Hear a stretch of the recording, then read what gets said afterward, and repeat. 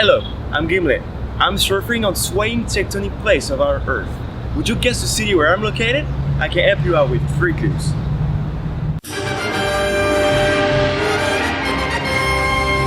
Firstly, this Asian metropolis is among the most densely populated in the world and a multiculturalism center, but yet located on an island, specifically an archipelago of islands regarding the number of these.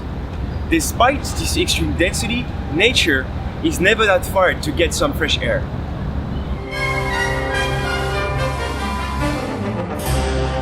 Come then, its history. This town was for a long time part of a government headed by an emperor.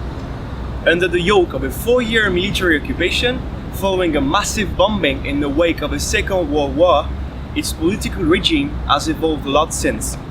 It did not prevent the city from pick itself up again and be fully part of the global economy, even if the local currency is strongly dependent on the American dollar.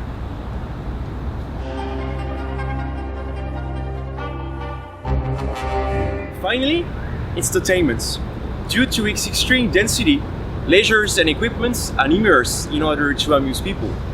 Casinos, amusement parks of all kinds, Disneyland, zoos, mountain hikes, or a visit of giant Buddhas, not to mention the local special appeals for karaoke.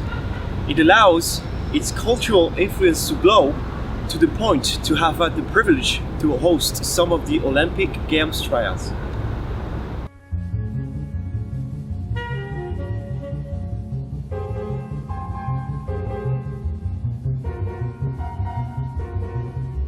Did you find out? Well done, but are you sure? If yes, you are real wandering.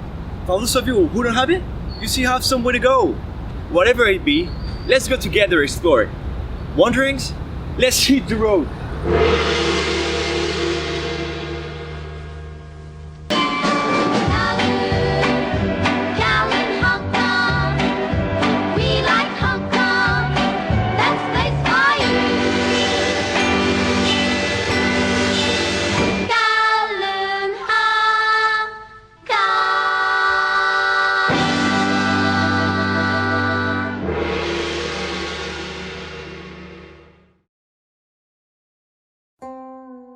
The answer to the riddle was Hong Kong. Even though it's cliché, the gong might have helped you. Hong Kong is situated southeast of Asia, and this is China. I'll get back to this later on. Hong Kong means Fragrance Harbor, and its population is almost 8 million people. Everything is designed for you to look up: skyscrapers, mountains, cable cars, shop signs, and whatnot. You have everything you need in Hong Kong, reachable in less than an hour if you travel from Hong Kong Island. Oh yes, Hong Kong Island, because there are more than one island. There are over 200. Some of them are really small and wild, and others, such as Hong Kong Island and Lantau, are developed and built.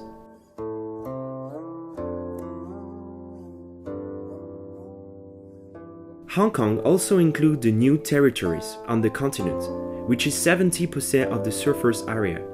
It was given to Great Britain in the 19th century because we reached some enormous and ridiculous real estate prices in Hong Kong Island. In terms of space and overpopulation, I have made a video about it if you want to know more. Now, I said Hong Kong is China, but this is more complicated than that. Hong Kong politically gravitates around this magical phrase, one country, two systems, adopted when British handed it over the island in 1997. Whoa, wait a minute. I just give you a date without entering into the history section? What is wrong with you, Gimlet? History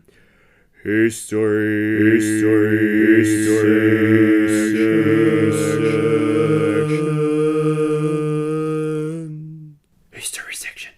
At the beginning, Hong Kong was just a big, uninhabited piece of rock floating into the South China Sea.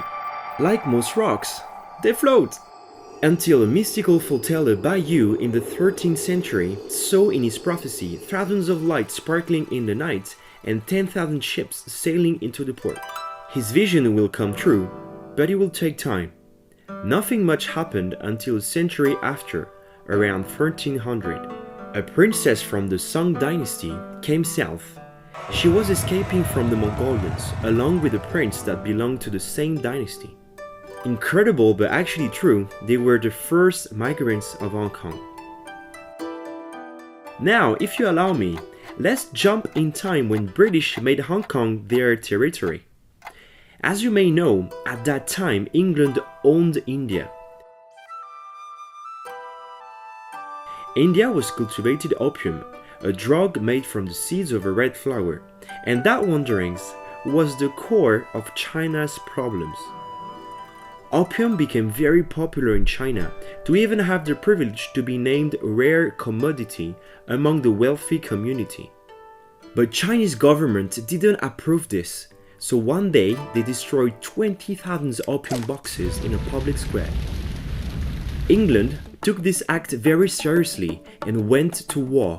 This started the First War of Opium. The fight was uneven. Chinese troops were equipped with plant shields, sabers, and matchlocks. Chinese were not expecting this. How can you possibly win against 4,000 angry British soldiers well armed? You can't. British won easily, are you surprised? And were given the opening of international trades of 5 Chinese ports with Hong Kong Island for eternity. This is no joke. China gave Hong Kong to England forever. It is mentioned in the agreement.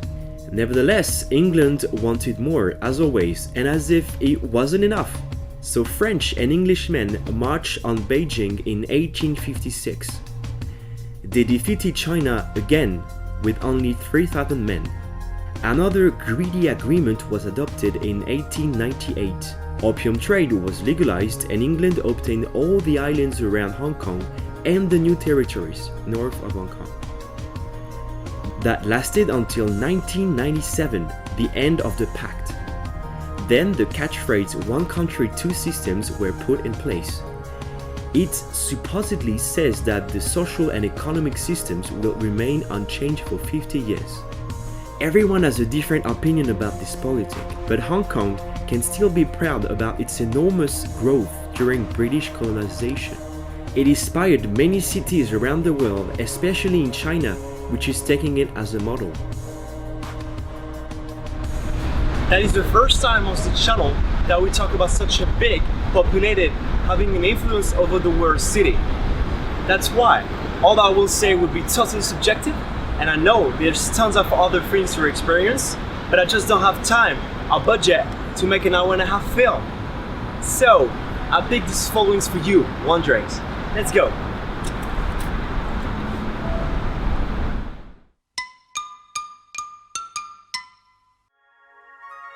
We start our journey with one of the most unmissable things to see in Hong Kong. To get there, you can take a bus and walk, or experience the cable car. We choose the cable car.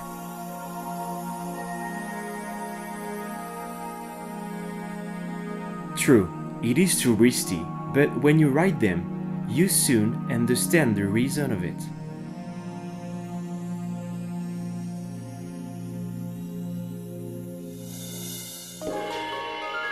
"500 meters high, the Big Buddha appears at the top of a hill located in Lantau Island. After 25 minutes inside the Ngong Peng 360, you will reach a village. Attractions like VR souvenirs, walking with Buddha, and the art of chocolate, as weird as it sounds, can be visited. But if you are interested in knowing more about the Big Buddha, rather than eating angel chocolates all day, then come with me." The Big Buddha was erected in 1993. It sits 26.4 meters atop a giant lotus and is 34 meters high. The study cost is 60 million Hong Kong dollar, so around 7.6 million US dollar. A huge bell controlled by a computer is ringing 108 times a day. That symbolizes the 108 trials that Buddha has been through on earth before reaching illumination. At the feet of the Big Buddha, you can admire a beautiful panoramic view on nearest mountains and the sea.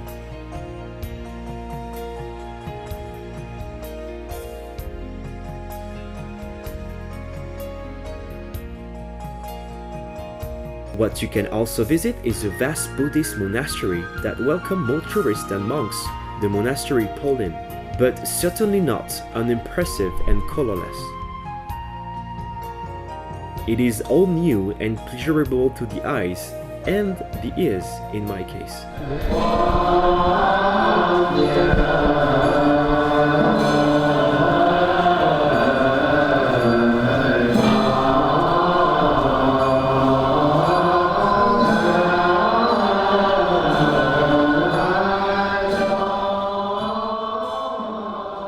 Like the Big Buddha in Hong Kong, building size matter.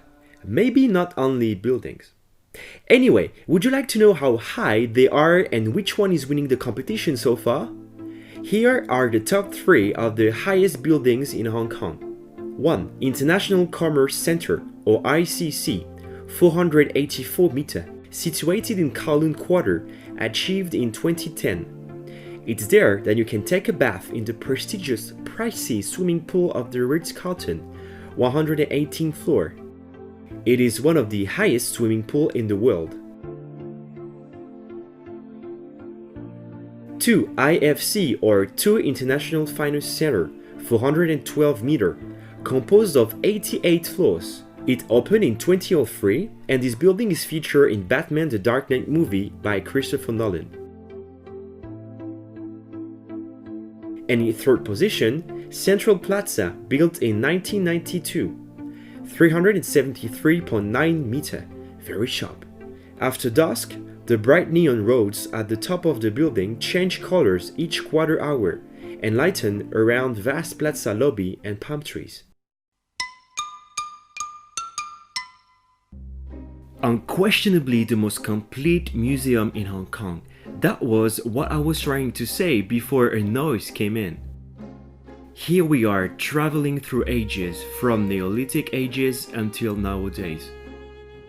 The Japanese occupation, Opium Wars, and the Cession of Hong Kong, or the folk culture in Hong Kong, are galleries you can step into in the museum. Accurate reconstitutions, interesting anecdotes, different themes movies will allow you to be amazed by the literal heart of Hong Kong.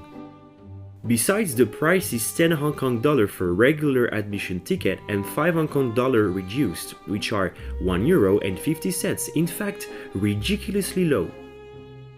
It is interesting to know that every single museum in Hong Kong are free on Wednesday all year long, so you have no excuses. Except I lost my 3 hamsters when I was at a festival, so I need to get them back. That one makes sense. Otherwise, soak up ideas from these knowledges.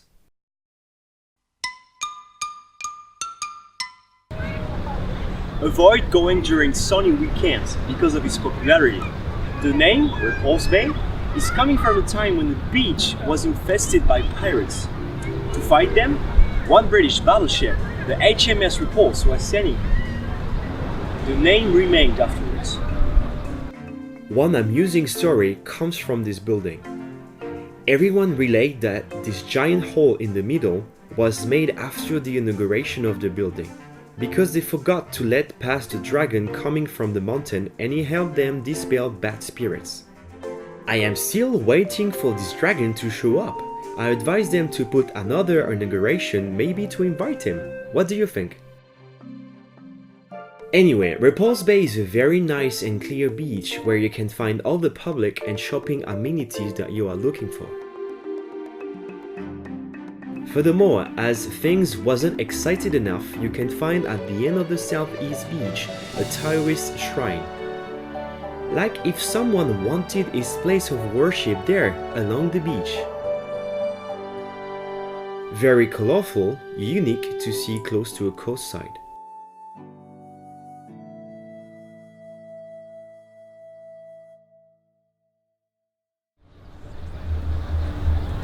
Hey, why aren't we going to Disney? What? Come on, man! No, I've already done a video about all the Disney parks and the one of Hong Kong. So there's no need to go there. Yeah, but that way we can compare, no? No.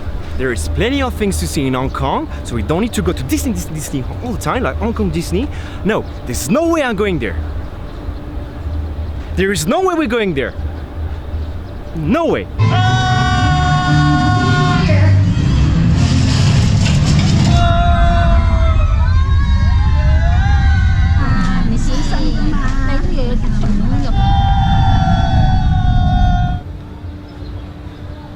go there again, deal we? Don't tell me we're both stupid stuff.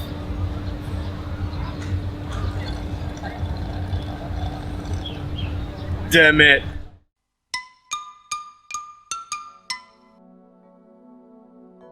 To continue our wandering tour in Hong Kong, we will pray or trying to understand how to.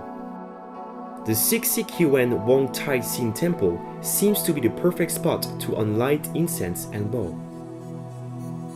There are so many things to say about it, so colorful and detailed that it is hard to focus on one thing when you walk through. Stretching on 18,000 square meters, the 6 Yuan Wong Tai Sin Temple claims to make your wish come true. Just ask nicely. 3 religions coexist together: Taoism, Buddhism, and Confucianism.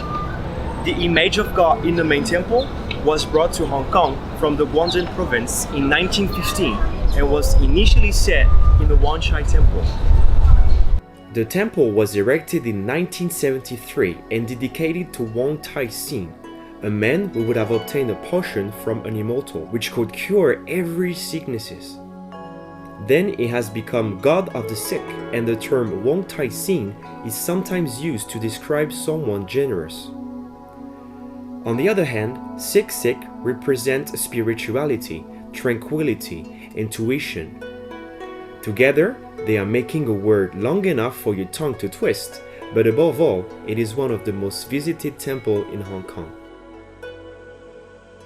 Don't forget to stroll around the garden if you want to find somewhere quiet and relaxing. Have you noticed? It is indeed Chinese style. One of them is a replica of an actual garden. This is the one you see, Good Wish Garden, replica of the Summer Palace in Beijing.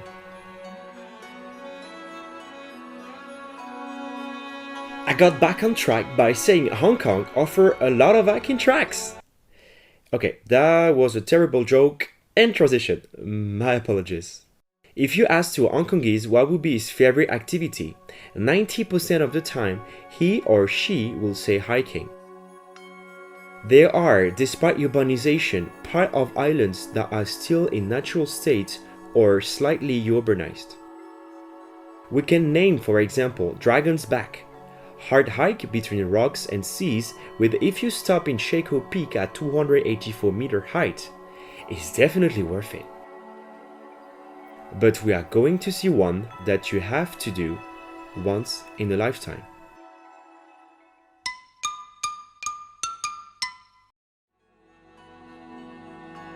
Well, you can hike with no purpose just for the fun of walking during 6 hours.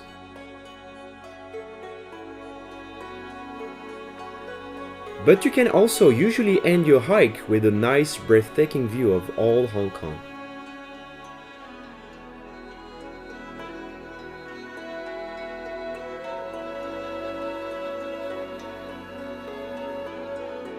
Obviously, the first thing that will come to your mind is Victoria Peak, which at daytime or nighttime is beautiful.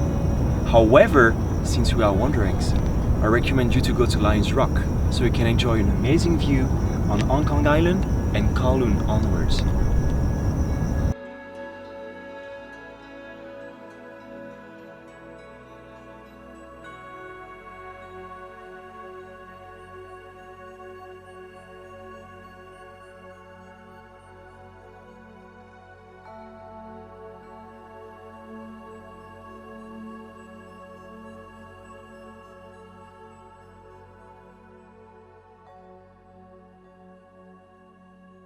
I hope you like my wander. If yes, thumb up. If no, just watch something else maybe. I do to all of you a Wing Chun kiss from Bruce Lee, Culture of Wanderings. For expert, try to find the atypical place where I am.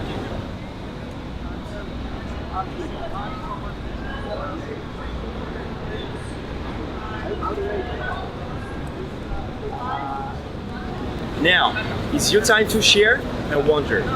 Goodbye everybody. I see you when I see you.